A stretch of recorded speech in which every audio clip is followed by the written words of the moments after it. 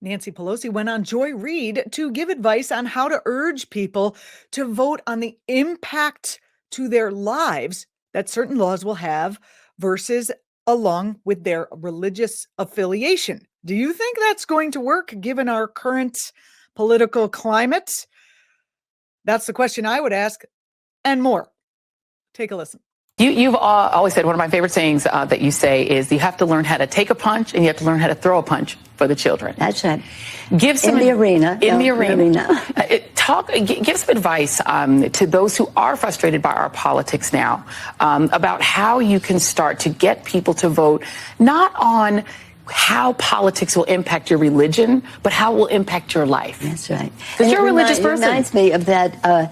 We were talking, I was at Georgetown speaking the other day, and we talked about this, and I didn't say it then, but I say it now because the way you framed your question. When President Kennedy was running for president, he went to Houston, he spoke to all these ministers there. And the question is, what religion do you believe in? Of course, as a Catholic, that was not going to be popular. And he said, it's not important what religion I believe in. What's important is what America I believe in. And that's what we have to be thinking in terms of taking it to people. And I have hope for this reason. I do think that many of the people who fell for what's his name's line, because they just didn't see a path in the future in the economy the way it was, I think many of them are really patriotic. I think some of them are racist and bigots, but I think many of them are very patriotic. I think young people have lost patience with all this, whether we're talking about gun violence or we're talking about the role of money in politics. Sure. The role of money. If you take that role of that money out, think of what it would mean. The fossil fuel industry could not dominate. The gun industry could not dominate. The pharmaceutical industry could not dominate. Okay, Nance, you should have stopped just a little bit before that, because I don't think your hands are exactly clean not taking money from corporations, but I guess that's what you got to do. It's not like you were a Bernie Sanders where you're like, we're not taking any money from corporations. Hopefully that will be the case more and more, because the only political leaders we can trust right now are those that don't take money from the gun lobby and don't take money from, the rest of the lobbies that she just mentioned. But back to what she said about the religion issue. She wants people to vote on issues on how they're going to impact their lives.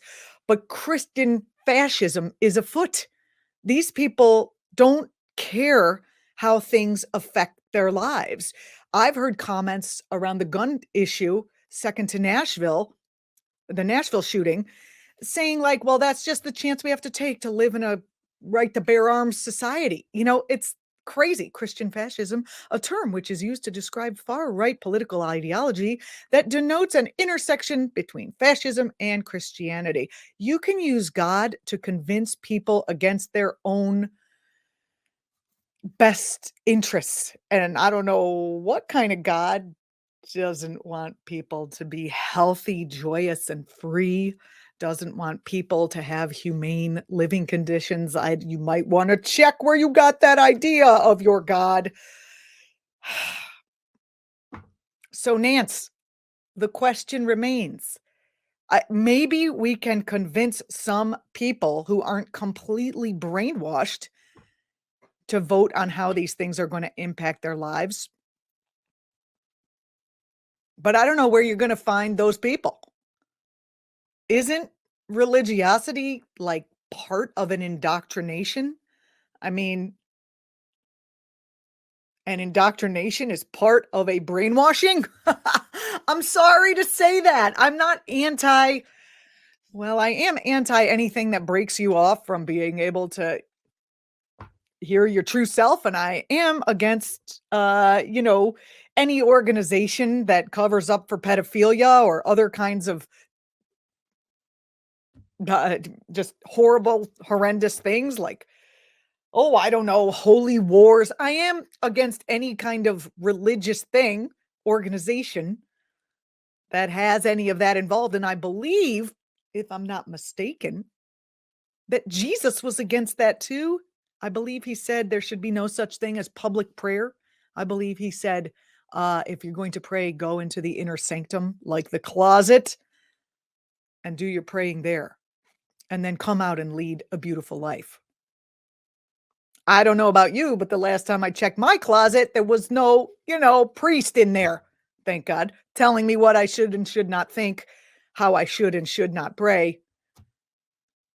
Hey, we got into that. I didn't even know we were going there. I'm Julianna Forlano. You're listening to the Political Voices Network. Please leave your comments below. Do you think it's possible to get some of these folks who, have deep religious conviction? I mean, I think we all have deep moral conviction, don't we? Can't we vote our deep moral conviction? Like, for example, you could say all life is precious. How do we protect all life? How do we make a living thing? And that, a place where all life is protected. And you can think about if you believe life begins at birth, at conception, whatever. And then you could think about the fact that the woman has a life. And how do we protect that? The mother. And then the children in schools. How do we protect their lives? How do we protect our young men's lives and women's lives instead of sending them off to wars for oil or for empire building or for any other reason the rich have, for stopping democracies from developing in South American and Central American countries? How, morals. I'm with you, Nance, on morals. Also how things affect your life. Anyway, this is a long conversation, and I look forward to having it with you in the comments section. Thanks so much. I'm Julianna Forlano. See you next time. Republicans say they won't cut Social Security, Medicare, or Medicaid. But can honest, hard-working middle-class Americans really believe what these politicians say?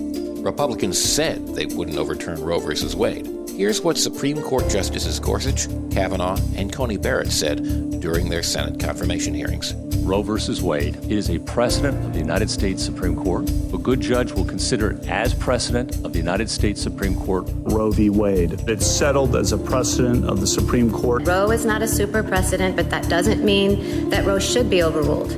Well, we saw how that turned out. They played us for fools. Tell your elected officials to keep their hands off of our Social Security and healthcare benefits.